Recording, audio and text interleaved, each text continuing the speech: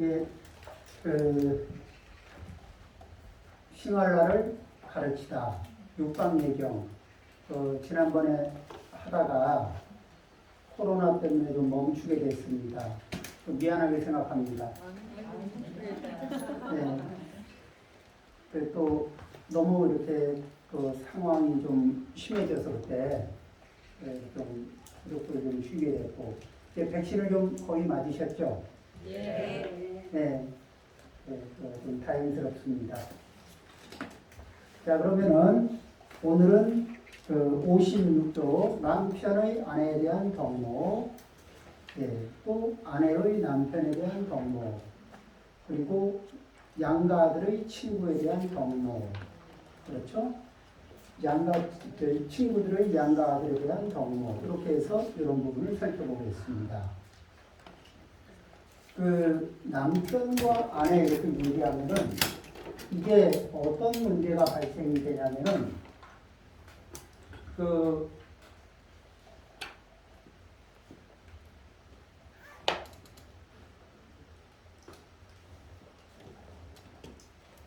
여기서 이제 남편, 아내, 그리고 가족이 있습니다. 그리고 가족이 있고요. 그러면 이제 이런 식의 이 구조가 보통 이제 이 한 남편, 아내가 있으면 이런 구조가 보통은 생기기 마련인데, 그런데 이 현재, 그리고 과거와 그리고 현재 이게 어떤 구조를 갖느냐 이렇게 얘기하면은 과거에는 이 구성원들이 이렇게 남편의 가족 이 구성원들이 살면서 이 더 큰 친족이라든지 그렇게 누구라든지 더 큰 가족들하고 이렇게 더 큰 단위로 이렇게 집단적으로 이렇게 뭉쳐서 생활하는 습관이 있었어요. 예? 죄송합니다, 선생님. 네. 그래서 이제 집단적으로 이렇게 뭉쳐서 생활하면서 우리는 누구를 이렇게 가족이라고 얘기하냐면은 옛날에 이런 말이 있습니다. 이게 친척도 친척이지만은 밥을 같이 먹어야 식구다 이런 말이 있습니다. 이 얘기는 뭐냐면 밥을 같이 먹는 사람들은 관계가 밀접한 사람입니다.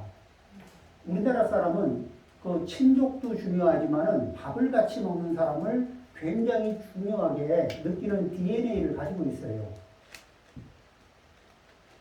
그러죠? 식구. 그런데 여기에서 예전에는 이쪽 집이나 밥을 같이 먹는 사람들, 밥을 같이 먹을 수 있는 사람들이 이게 단위가 컸습니다. 그러니까 관계 중심으로 생각을 하면서도 그 관계 안에 들어오는 덩어리들이 다 컸어요. 그러니까 뭐예요? 큰 덩어리들을 내 관계로 그냥 자연스럽게 받아들이면서 사는 거예요. 그러다가 또 이쪽에서 이렇게 둘이 관계가 맺어지는데 이 가족의 관계가 밀접하니까 밀접한 이런 관계가 형성이 될 때 여기까지를 관계라고 보는 거예요. 그게 이제 지금 50 이상, 60 이렇게 이 세대들이 이 생각을 당연하게 봅니다.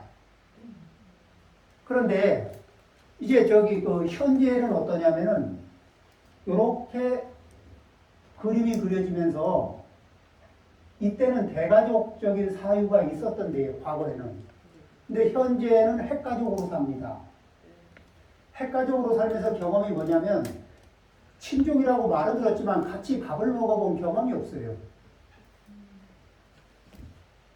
그러니까 같이 밥을 먹어본 경험이 없는 사람들, 그리고 삶의 문제에 대해서 논의를 해본 적이 없어요. 혈연으로는 어떻게 하면 가깝다고 얘기할 수 있는지 몰라도 이런 사람들을 자식 세대, 이 가족의 자식 세대에 들어있는 사람들은 그러한 같이 밥을 먹고 친밀한 관계를 맺어본 적이 없는 그분들을 뭐라고 인식을 하냐면 핵가족 시대에는 남이라고 인식합니다.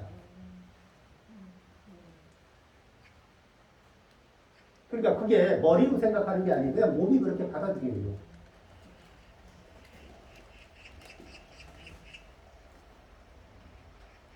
핵가족 시대에 그렇게 익숙하게 돼 있거든. 그러니까 그러면은 결혼을 이렇게 하잖아요. 그러면은 내 가족이 어떻게 되냐면은 그 여자 입장에서는 이런 식으로 가족이 형성이 돼요.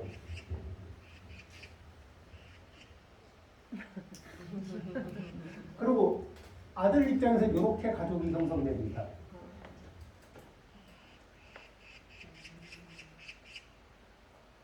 왜 그러냐면 우리는 부모님이 대가족 속에서 우리를 키워줬는데 이 아랫세대는 부모님들이 핵가족 속에서 키워왔어요. 그래서 핵가족 안에서 이렇게 이 관계를 경험시켰기 때문에 그 속에서 경험 체계가 우리라고 하는 범위를 그렇게 다르게 경험하게 만들었어요. 그래서 당연한 게 다른 거예요. 그러니까 과거 어른 세대들이 이거 당연한 거 아니야? 이렇게 얘기하잖아요? 어른 세대 당연하죠, 그게. 그런데 젊은 세대는 그거 안 당연한데요? 이렇게 얘기해요. 그러면 그 젊은 세대들은 관계를 소중하게 안 여기는 거냐? 관계를 무시하는 거냐? 그거 아니에요. 관계 중요하게 생각합니다. 내 가족 다 중요하게 생각하고 다 챙겨요. 그런데 뭐라 그러냐면은 내 가족을 챙기는데 요 남편이 요즘에 아내한테 내 가족이니까 챙겨라라고 말할 수가 없는 거예요. 그걸 설득할 수가 없는 거예요. 마찬가지로 이쪽에서 이쪽에 이 젊은 세대의 아내한테 남편이 이쪽 가족을 좀 챙겨라.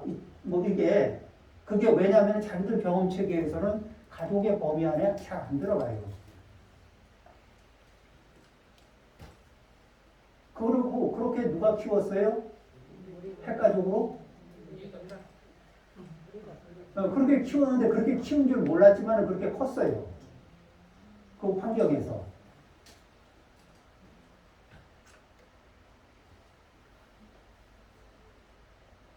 그렇죠? 그러니까 너희들은 왜 관계를 그렇게 무시하니? 이게 아니에요. 관계는 절대 무시하지 않습니다. 다만 우리라고 하는 우리의 범위를 볼 수 있는 영역이 다른 거예요. 그러니까 아들의 입장에서는 우리가 이렇게 되고 가족에게 우리로 얘기할 때는 이렇게 포함되는 거예요. 이 잘려요. 그리고 이쪽에서 이 둘 사이에서 마음이 넓어가지고 그래 나도 이쪽에 포함될게 나도 이쪽으로 포함될게 하고 이렇게 하려면은 시간도 걸리고 그 다음에 굉장히 많은 자기 노력이 들어가야 돼요. 왜냐면은 그 사이의 생활 습관이 성장 과정에서 그렇게 연습을 해본 적이 없는 거예요. 그리고 우리가 요 젊은 세대들한테 클 때 뭐라 그랬어요? 다른 거 신경 쓰지 말고 너만 생각하고 공부 열심히 하고 자기만 생각하고 있잖아요. 거기다 형제도 작아. 그러니까 뭐예요? 형제 숫자도 작으니까 핵가족 속에서 형제도 작아요. 그러니까 뭐예요? 자연스럽게 개인주의가 발달돼요.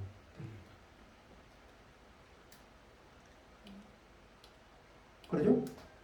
그렇다고 해서 이기적인 것도 아니에요.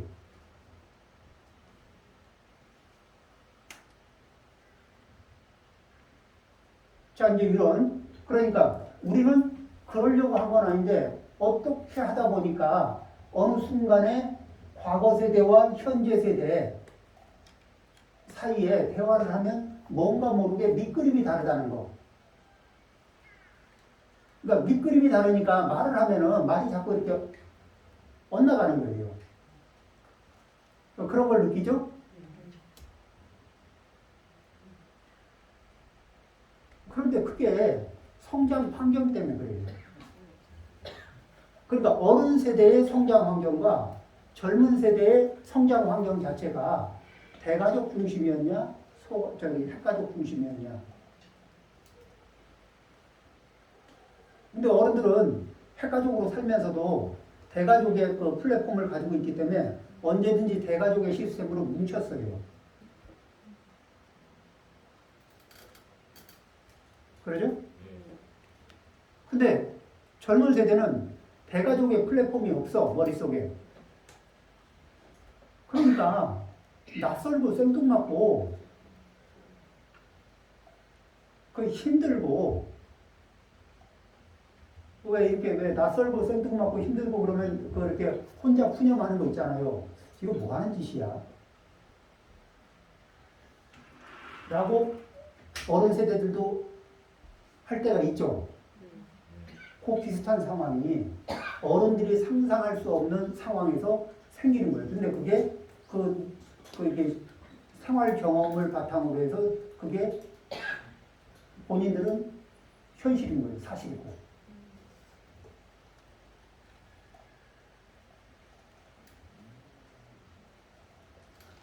자, 이제 이렇게 가족이라는 거. 일단은 뭐냐면 우리는 어디에 서 있는가.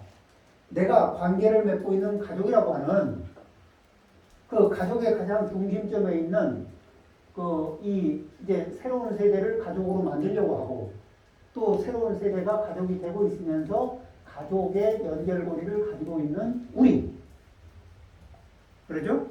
그걸 준비하고 있는, 그걸 이미 이렇게 진입하고 있는 이런 분들이 현재 우리는 이게 과거 세대, 나이가 저를 기준으로 해서 저하고 연령대가 비슷하거나 저보다 많으시면 과거 세대라고 봐도 됩니다. 제가 올해 참고로 59입니다. 충분히 가능하죠? 예. 그래서 이게 59 이상, 제 나이 때보다 이렇게 위쪽으로 이분들 마음고생합니다. 왜냐면 가지고 있는 플랫폼하고 당신들이 살아왔던 그 생활은 핵가족이거든. 그러면서 핵가족으로 살면서도 대가족으로 수시로 뭉쳐왔어요. 근데 그 아래 세대는 왜냐면 어려서는 대가족을 경험했기 때문에 그 플랫폼이 있는 거예요. 머릿속에.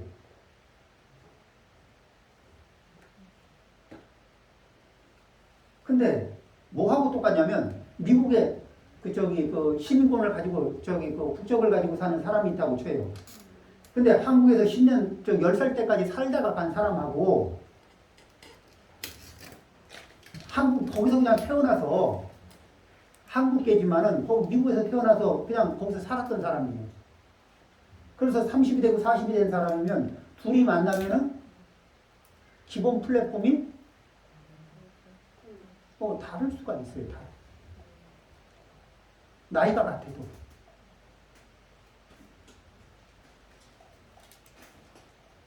그렇죠. 한국에서 20년 살다가 나간 사람은 아무리 미국화되어 있다고 해도 기본 플랫폼이 뭐예요? 한국 사람이에요. 미국에서 여기서 사는 20년보다 더 많이 미국에서 30년, 40년 살았어도 기본 플랫폼이 한국 사람이라고.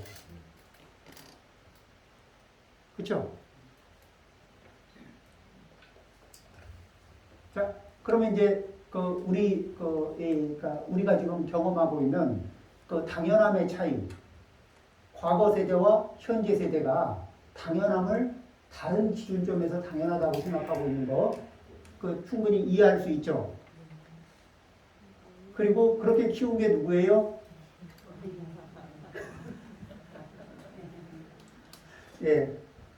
거기에 이제 그 부분을 이해하고, 그래서 이해하면서 얘기하는 것과 너 이상하다, 내지는 너 틀렸다, 이러고서 얘기하는 거는 이게 이야기의 시작점이 다릅니다.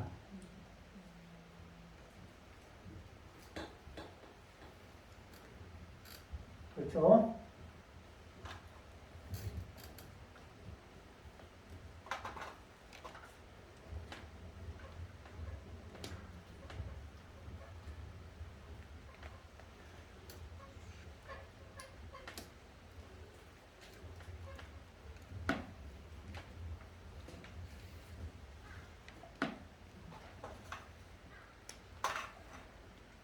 자, 이제 남편과 아내 이렇게 얘기할 때 유럽의 어느 나라는 이제 한국하고요. 유럽 어느 나라를 까먹었어. 근데 그 유럽인데 우리 잘 사는 말하는 이 선진국입니다. 굉장히 잘 사는 나라인데 근데 그 남자 여자 이렇게 얘기하잖아요. 그러면은 뭐 이렇게 뭐 성격 특징이라든지 뭐 이런 거 사유 패턴이라든지 이런 거를 비교하잖아요. 그러면 싱크로율이 이쪽은 한 90% 이상이야. 한국은. 이쪽은 한 70% 미만이에요. 싱크로율이. 그러면 자, 이 사람들은 어떻게 돼요? 그 남자 여자 자기들이 다르다는 걸 확실히 알아요, 몰라요? 그러면 한국 사람하고 미국 사람은 다르다는 거 알아요, 몰라요? 알죠? 근데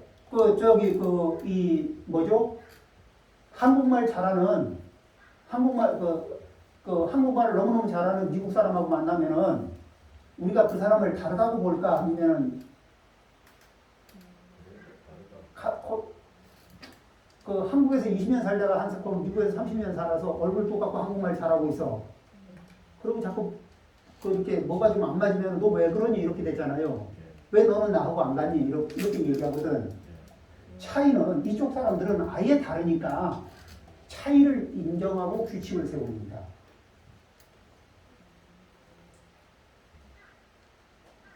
그런데 한국은 거의 같은데 조금 다르거든.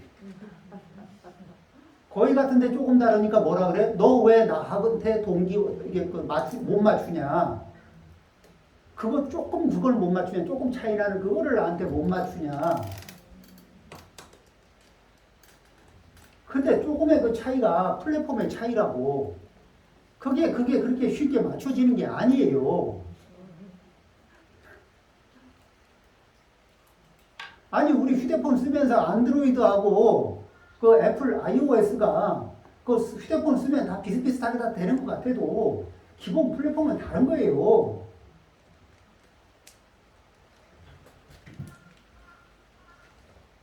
그러니까 삼성 안드로이드 폰 쓰던 그 기세로다가 애플 폰을 가지고 만지려고 그러면 왜 너는 이렇게 안 되니? 그리고 애플 폰에 익숙한 입장에서 안드로이드 폰아 너 참 되게 이상하다. 이런 부분은 왜 이렇게 복잡하고 이상하니? 이러거든요.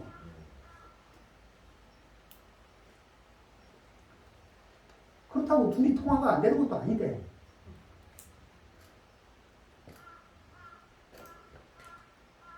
그렇죠?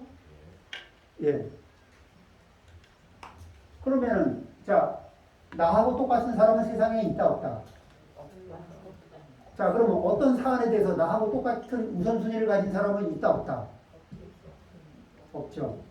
자, 나를 무시하는 사람하고 같이 지내면 행복하다. 나를 얕잡아 보는 사람하고 같이 지내면 내가 행복하다.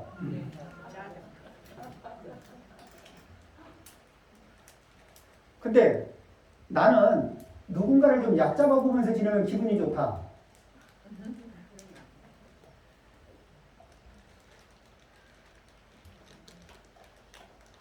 나는 누군가를 지배하면서 지내면 좀 통쾌하다.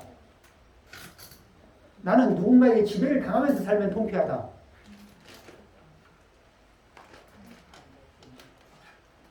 이게 어느 한쪽에는 쉽게 예스가 나올 수 있는데 어느 한쪽은 내가 겪는 거라면 불편할 수가 있어요. 그렇죠? 근데 우리가 그 공통점 중에 뭐냐면 내가 불편할 수 있는 상황이라면 다른 사람도 불편할 수 있지 않을까? 그렇죠? 근데 내가 불편하게 겪는 상황을 24 hours, 24시간, everyday. 매일매일 그러고 있으면. 내가 불편한 상황을, 그걸 당연하게 좀 감수해야 되는 거 아니야? 이렇게 하고 24시간, 매일매일 그 액션을 취하고 있습니다. 그러면은 나는 그 불편한 상황을 계속 겪고 있으면서 계속 겪다가 보면 내성이 생기니까 어때요? 뭐 그 저기 반응은 계속 짜증스러운 반응하기는 지쳤으니까 이제 안 하거든. 그리고 짜증스러운 반응을 안 하니까 불만은 없는 거죠. 짜증스러운 반응 안 하니까 불만 없는 거죠. 그러다가 어느 날 또 세게 짜증스러운 반응을 하니까 뭐라 그래요? 왜 그래? 잘 지내다가.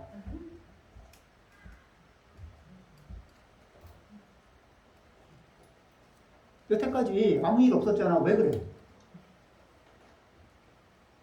라고 한다면은 그 말이 굉장히 스마트하게 들릴까요? 아니면 뿔 따고 12개를 담아서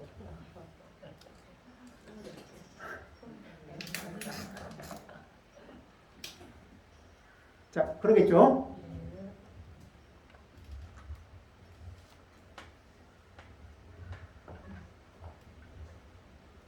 자, 본론에 들어가기에 앞서서 서론이 좀 길었습니다. 자, 경문을 읽어보겠습니다.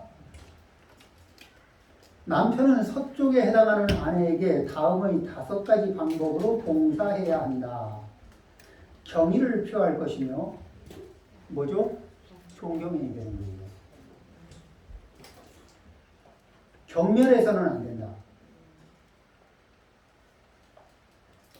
또 스스로 잘못된 길로 가지 말아야 한다. 바람피지 말라는 얘기죠.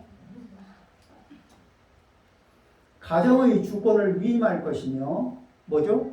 그 이게 살림살이에 대한 주도권을 그 이렇게 넘겨주는 거죠.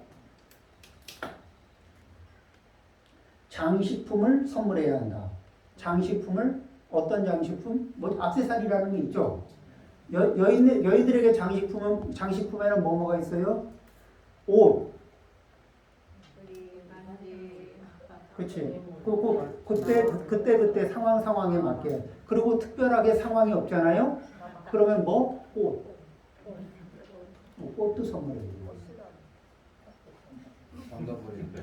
예? 던져버리줘야 되고. 예. 자 이제 이게 뭐냐면은 이런 것들이 어떤 요소를 일으키냐면은 그 여인네들이 같이 사는 여인네가 행복 지수가 오르게 해주는 거예요.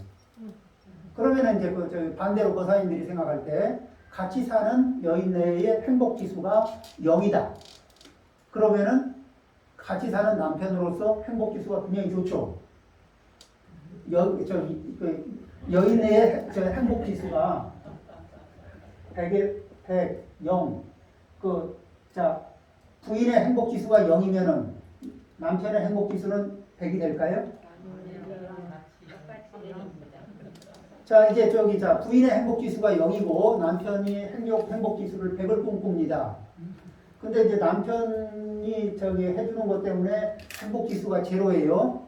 자, 그러면 이제 요리를 요리를 할 때 행복 지수 0인 상태에서 식재료를 준비합니다. 행복 지수 짜게.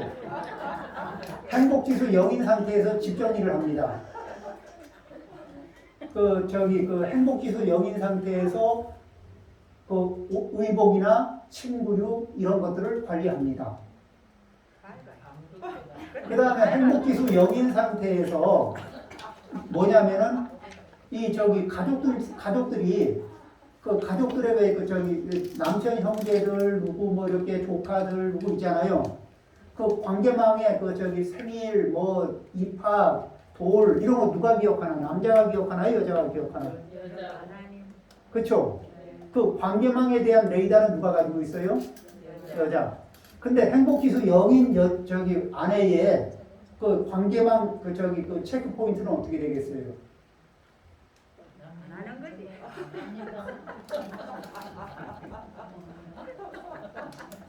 레이더밖에. 네. 자, 그렇게 되면은 그 행복지수 100을 꿈꾸는 남편의 행복지수가 100이 나올 가능성이 왜냐면은 이제 남편과 아내는 동종 운명체로 묶여 있어서 그래요.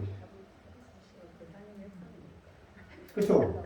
그 다음에 우리는 이 남자들은 그러니까 이제 전통적으로 생각하는 겁니다. 지금은 맞벌이를 많이 하니까 전통적으로 남자들은 뭐냐면은 가서 이게 금을 캐오거든. 금도 캐오고 그죠? 사냥도 해오고 그래서 이게 큰 덩치를 이게 툭 물고 들어와요. 그러면 그거를 여자들이 그걸 잘게 쪼개가지고 큰 덩어리 하나를 아주 잘게 쪼개가지고 중간중간에 이렇게 이 즐거울 수 있는, 행복할 수 있는, 여유가 될 수 있는 그런 옷으로도 만들고, 음식으로도 만들고, 뭐로도 만들고, 이런 이제, 세밀한 거 이렇게 분배를 한다고. 그러죠? 예. 요 과정이, 그래서 뭐냐면은, 한 달을 살 수 있는 준비물은 남자가 할 수 있는지 모르겠지만, 하루를 지치지 않고 살아갈 수 있는 분배는 누가 잘해요? 네, 여자가 잘하는 거예요. 그러니까 그러면은 이제 그게 안 되고 혹여 이제 이렇게 부인이 먼저 이제 집 바깥으로 가버렸든지 아니면 부인이 세상 바깥으로 가버렸든지 해서 혼자 남으면은 혼자서 이게 큰 덩어리를 벌어왔으니까 충분히 다 잘 쓸 수 있을 것 같잖아요. 근데 무슨 기술이 없어? 자기를 위해서 사이사이에 분배해서 이 영양분처럼 흡수를 할 수 있는 분배 기술이 매우 빈약해. 그냥 덩어리가 커도 그 효용성이 매우 약해요. 그러니까 가치를 증폭시키는 힘이 없는 거예요. 적절한 시기에 적절한 양으로.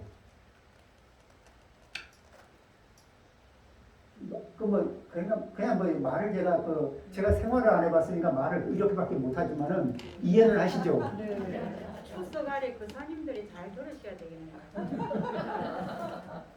아니 이게 이제 글쎄 그냥 이렇게 이게 생활 아닌가요? 이렇게 사는 게? 맞습니다.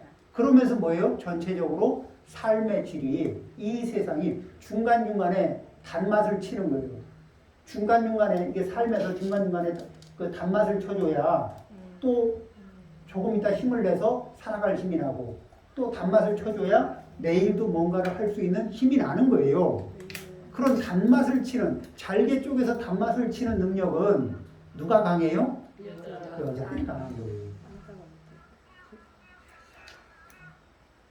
그러니까 근데 이분들이 언제 에너지가 100에서 0으로 잘 가냐면은 첫 번째 뭐를 하면은 무엇 때문에 가장 큰 스트레스를 받냐면은 자기가 열심히 하면은 이게 나도 소중한 존재가 될 거라고 기대를 했는데 어느 순간에 생각해보니까 내가 소중한 존재가 아니고 좀 이렇게 얕잡아 보이고 무시받는 존재고 뭐 이런 느낌, 이렇게 가치 평가를 잘 못 받는 존재 이런 느낌, 요 느낌을 확인하잖아요. 이런 느낌을 확인 안 하신 분은 이게 남편을 향해서 일단 큰절을 하시고 감사하다고.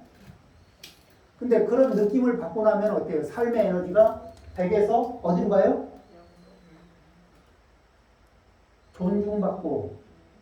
존중받는다 이런 느낌이 없이 또 무시받는다, 무시당하고 내가 하는 거에 대한 가치평가가 형편없고 그런 느낌이 들면 만족도가 쭉 떨어지죠. 그리고 혼자 되뇌이죠. 나만 열심히 단 거 만들어서 생활에 단 거를 열심히 치면 뭐해? 그렇죠? 이제 단 거를 대충 치자. 이쪽으로. 그런 거 많이 해봤죠? 안 보이는 태엽. 그리고 음식이 왜 이래? 요즘 음식이 왜 이래? 그러면 뭐라 그래요? 그냥 아무거나 먹어.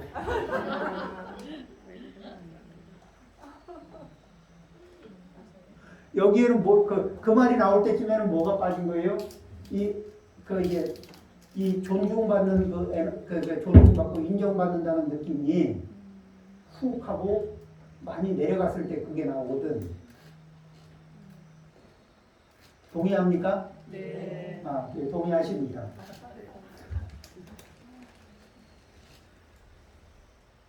자, 그러니까, 그러면 여기서 부처님이 그 다음의 5가지 방법으로 봉사를 해야 된다. 남편이 아내하고 살 때 기본 컨셉이 뭐예요? 봉사하는 마음으로 사는 겁니다.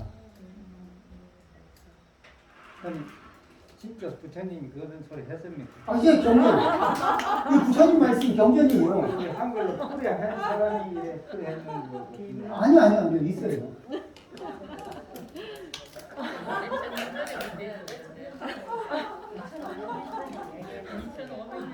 아니, 경전이라니까요. 경전 번호도 붙어 있어요. 뒤편도 있잖아. 원문을 보고 싶네. 예? 원문을 보고 싶어요. 원문 보여드릴 수 있습니다. 그래서 또 다음 편이 있습니다. 그렇지. 그 다음 편에 또 있어요. 여기 아내의 남편에 대한 덕목도 있잖아요.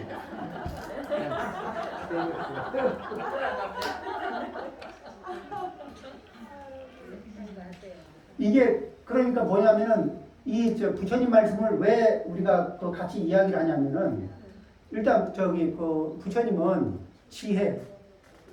지혜와 복덕이 우리의 상상, 우리의 능력치와 상상과 한계를 완벽하게 초월하신 상태에서 우리를 위해서 말씀을 해주시거든요. 우리 업력을 꿰뚫어 보면서 그러면서 우리가 수도 없이 시행착오를 하고 있는 문제에 대해서 어떤 방향으로 수정을 해야 될지에 대한 기준점을 제시해 주시거든요.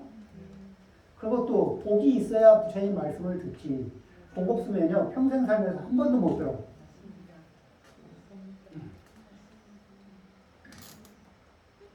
자, 그 다음에 그러니까 이 남편도 아내도 남편이 아내한테 어떻게 공경하는 자세로 들어갑니다. 그런데 왜 이런 얘기를 하냐면은 남편은 아내한테 공경하라 그럽니다. 근데 공경. 근데 부처님이 그 다음 쪽에서 보면 서쪽에 해당하는 아내는 다음의 5가지 방법으로 남편을 사랑해야 된다고 해요. 보통 이제 사회 통념으로는 남편은 사랑하면 되고 아내는 공경을 하면 되는 줄 알거든. 근데 이게 부처님은 그게 아니라는 거예요. 왜 남편한테 부인을 공경하라 그러면 마음이 되게 힘드냐면은 이 공경을 하는 거는 이게 위쪽을 향해서 공경하는 거지. 이렇게 내려다 보이는 사람한테 공경한다는 게 굉장히 심리적으로 어려운 얘기거든. 그렇죠? 그러니까 그건 뭐예요? 얕잡아 보고 사는 거예요. 그러니까 부인은 계속 얕잡아 보는 사람하고 자기를 계속 얕잡아 보는 사람하고 살게 되면은 이게 누적되면은요. 처음에는 받아들이고 이해하려다가 나중에 이제 누적되고 짜증나잖아요. 그러면 쌩까는 힘이 늘어나. 그럼 이제 쌩까는 부인하고 살게 된다고.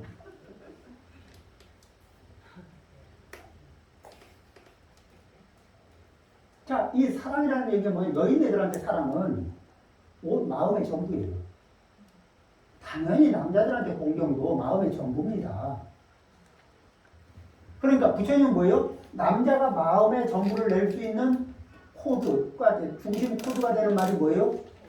공경입니다.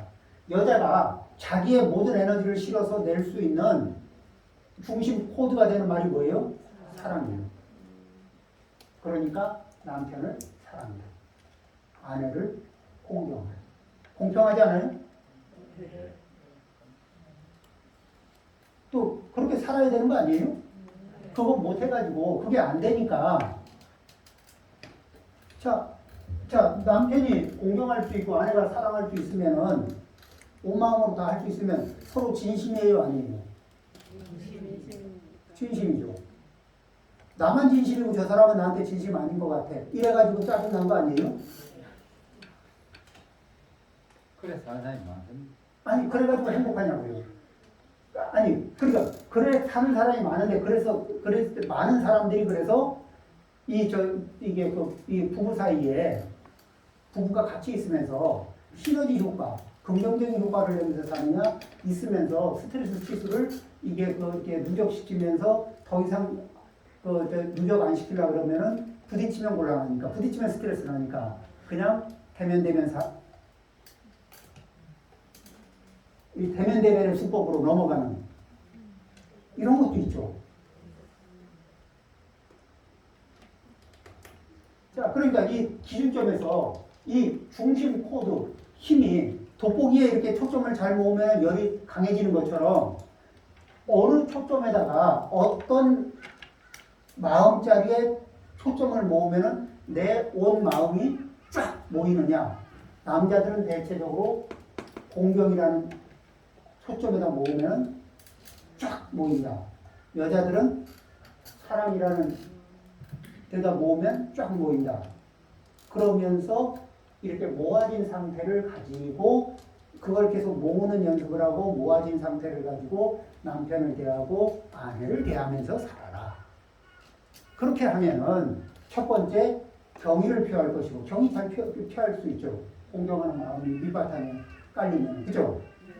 그 다음에 멸시하지 않을 수 있죠. 경멸 안 할 거잖아요. 그리고 그 다음에 상대를 존중하는 마음이 공경하는 마음이 있으면 바람 찍었어요. 그렇죠? 그 다음에 내가 이렇게 큰 덩어리로 가져온 것을 잘게 뽀개서 잘게 해서 그렇죠? 이 사이사이에 삶에 왜 우리 차도 타고 가다가 중간중간에 주유하듯이 이 행복이라는 게 뭐냐면 중간중간 주유해 주는 거예요. 그러면은 에너지를 이렇게 에너지가 다운될 때 삶의 에너지가 다운될 때 한번 이렇게 에너지 충전 받고 그 힘으로 또 살아가는 거예요. 그래서 삶을 살아가기 위한 수단이 행복인 거예요. 행복은 삶의 목적이 아니고 삶을 살아가게 하는 원동력이에요.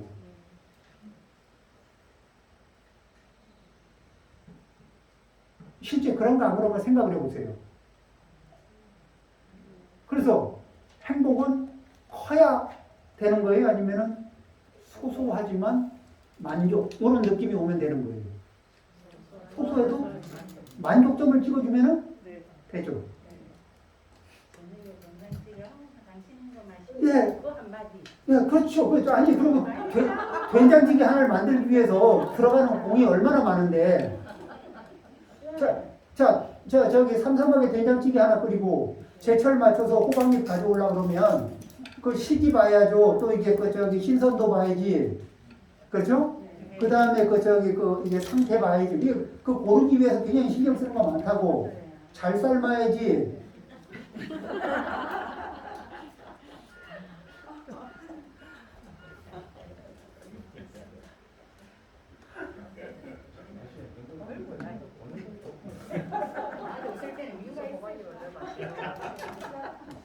부부가 같이 들어야 되겠어요. 예? 부부가 같이 들어야 돼요. 예, 권장사항입니다. 같이 오시라고. 몇 질문 하나. 예. 50 중반 넘으면 각방 쓰고 같이 자야 된다. 저 부처님 말씀 없습니까? 60다 돼가는 60다 돼가는 사람 한 방에 자는 사람 거의 없을 길인데. 50 중반 때 입을 두고 거실로 나가보더라고. 그러니까 간단한 사람은요, 이게 물리적인 거리는 심리적인 거리라고 아니 생각하거든요. 부처님이 부부는 같이 이거 한 입을 두고 살아가는 이런 말씀 없었냐고요. 그 얘기까지는 제가 못 봤는데, 근데 중요한 건 뭐냐면 사람은 부처님이 이렇게 읽어주시는 거는 심리적인 거리감을 없게 만드는 거예요. 근데 심리적인 거리감이 없는 사람하고 멀리 떨어져서 자고 싶은 사람, 심리적인 거리감이 가까운 사람하고 멀리 떨어져서 자고 싶은 아내들이 있을까? 심리적으로 거리감이 많이 생기고 나면은 입을 들고 나가서 그러면은 물리적으로 거리를 저희 집 얘기인데 싸우지도 안 했고 내가 엄청 잘해줬는데 나는 열난다 하면서 그 교실에 나갔는데 아직 집 안 들어가 한 1년 됐는데도 한번 가 들어오게도 그게 다 저기 그러니까 그 자세히는 모르겠지만 이렇습니다. 잘해주는 게 자, 다시 잘해주는 거 얘기 한번 할게요. 여러 번 반복한 겁니다. 노나라에 임금님이 계셨어요. 노나라 임금님이 계셨고 노나라 궁궐로 바다 쪽에 사는 새가 날아 들어왔습니다. 그러니까 이 저기 노나라는 내륙 지방에 있는 그 중국 내륙 지방에 있는 나라거든요. 그러니까 바다새가 그쪽으로 들어오는 거는 굉장히 드문 일이에요. 그러니까 그쪽에서 보면은 굉장히 귀한 새예요. 희귀한 새죠. 그러니 그 좋은 징조라고 생각하고 그 새가 너무 이쁘고 하니까 왕이 잡아서 그 다음에 그 아주 좋은 금으로 만든 집을 지어줬어요. 그리고 그 다음에 왕이 먹어봐서 제일 맛있는 술을 줬고 왕이 먹어봐서 제일 맛있는 음식을 줬고 왕이 들어가서 제일 좋은 음악을 들려줬거든. 이 장자에 있는 말입니다. 왜 노자 장자 하는 장자. 그런데 이 새가 먹지도 자지도 않고 슬피 울다가 죽었더라. 그래서 잘해주는 거는 굉장히 잘해주는 마음은 소중합니다. 그런데 무엇을 좋아하는지를 이해하는 게 굉장히 중요해요. 그리고 무엇을 좋아하는지는 아내들이 무엇을 좋아하는지 남편이 무엇을 좋아하는지 서로가 이해하는 것도 중요하지만 그 전에 뭐냐면 자기가 뭘 좋아하는지 잘 몰라요. 우리 집에 동화는 엄청 좋아합니다. 네.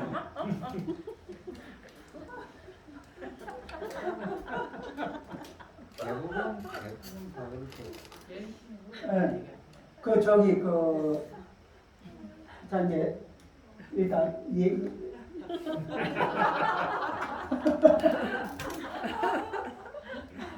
자, 이제 부처님 말씀을 우리가 이제 완독을 하고, 자, 이렇게 되면 이야기가 조금 늘어지는데, 뭐 늘어져도 할 수 없죠? 네. 네.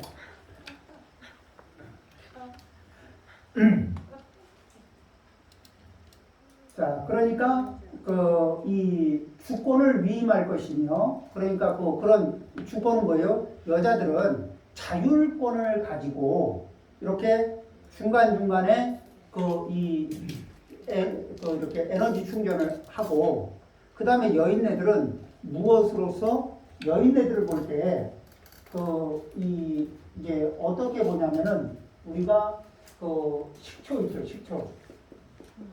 그 다음에 오렌지 주스.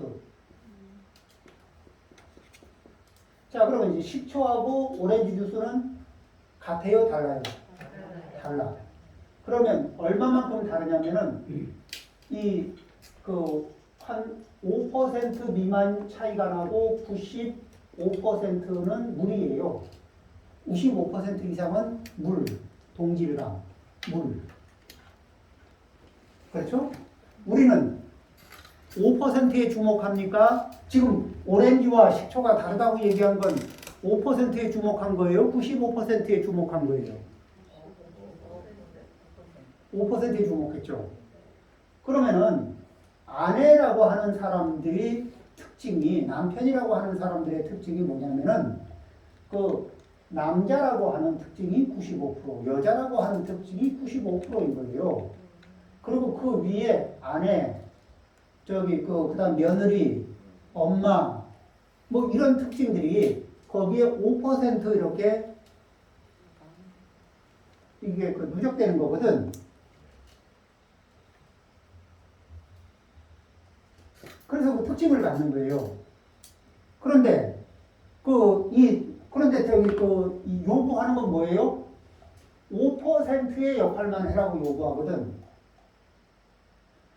95%의 역할을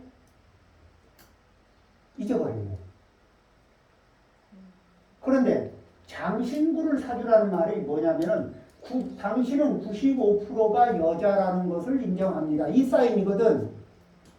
그래서 당신이 여자로서의 감성을 가지고 사는 것에 내가 항상 동의합니다.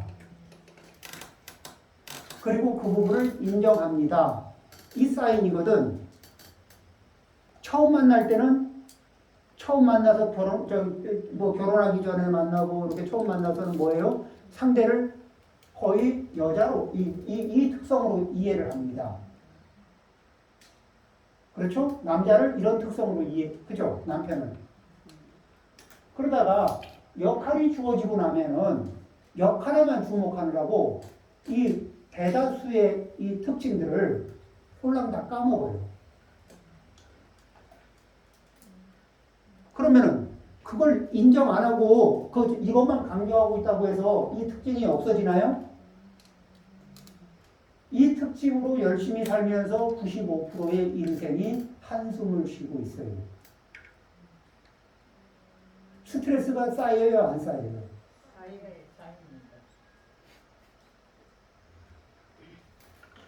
이게 지금 우리가 생활이 바쁘다 보니까 잊어버리는 부분이거든요. 놓치는 부분이에요. 그 부분을 커버하는 게 부처님 말씀이 뭐예요? 장신구를 섬겨라.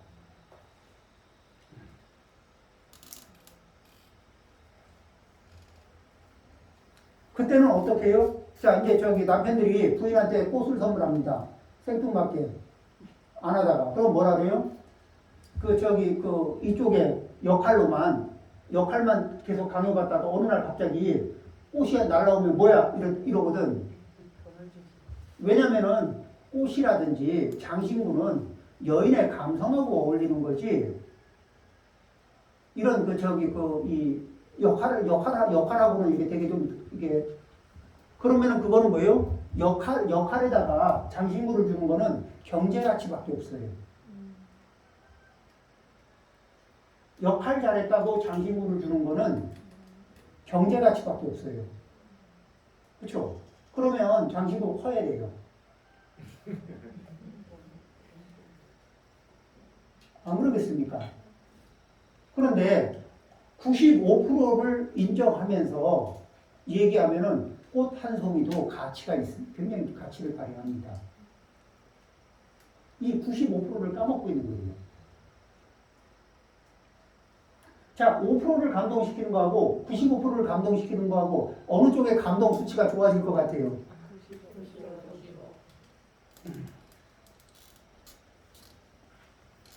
그러니까 주기적으로 당신은 여자라는 거, 그리고 여자로서 대접한다는 거를, 그걸 대접하는 방법 중에 어떤 게 있냐면은 이런 게 할 수가 있어요. 초대도 하는 거예요.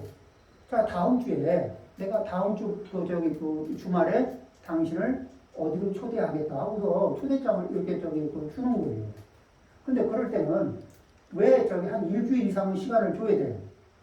그래야 스케줄도 조정하고, 그 다음에 일기 상태하고 가야 되는 장소를 봐가면서 머리를 다듬든지 옷을 맞추든지 이게 세팅을 이게 있어야 되거든. 식사를 그렇잖아요. 그냥 못 가잖아. 남자들은 그냥 입던 옷 입고 어디도 가는데, 여자들은 이 남자들의 세계는 빨간색, 파란색, 노란색 이렇거든. 근데 여자들의 세계는 빨주노초 파남보. 이게 매칭이 달라요. 작업자. 예? 작업자네.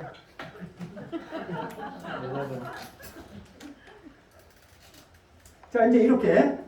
그래서 그런 부분에 대한 이 존중이, 그러니까 그런 부분에 대한 존중은 처음에는 여인애들이 자기에 대해서 설명을 하려고 노력해요. 초창기. 설명하다 설명이 안 통하면은 그 다음에 설명을 쉬거든. 그러죠? 이제 그때부터 뭐냐면은 심리적인 마음의 거리가 이렇게 쭉 벌어져요. 나를 5%로만 바라보는 건 뭐냐면 나를 도구로만 바라보고 나를 인간으로 안 봐주는구나. 이런 말이 이렇게 정리가 안 돼도 이렇게 동의하죠. 예. 좀 오늘은 대변인 같은 맛도 좀 있고 이런 일들이 있습니다. 자, 10분 쉬었다 하겠습니다.